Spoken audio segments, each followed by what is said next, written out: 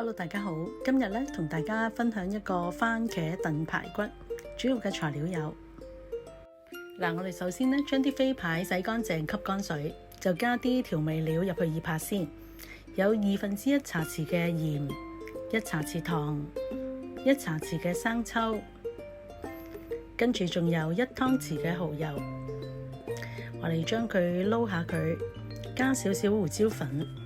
然後跟住再加多1茶匙嘅生粉，再加少少水，將佢撈勻。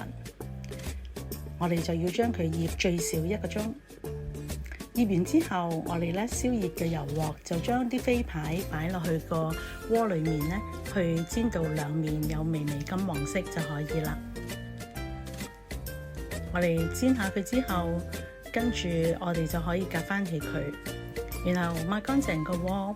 再加翻少少油，就炒下啲番茄。我呢度有4個番茄切開咗，而家落咗2/3嘅份量落去，跟住再加啲茄膏，仲有加埋我哋嘅八角同桂皮，將佢炒香之後，再加埋茄汁。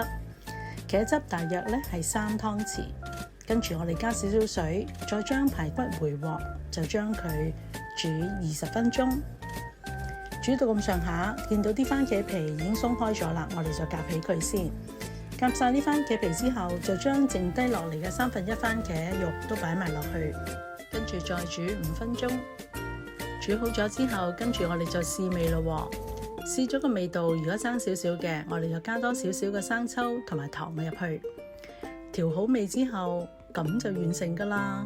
呢一個呢，番茄燉排骨真係好容易做噶，而且呢嗰啲汁呢攞嚟撈飯或者你嚟撈意粉呢都好好味噶，個個呢都搶住食，你哋都試下。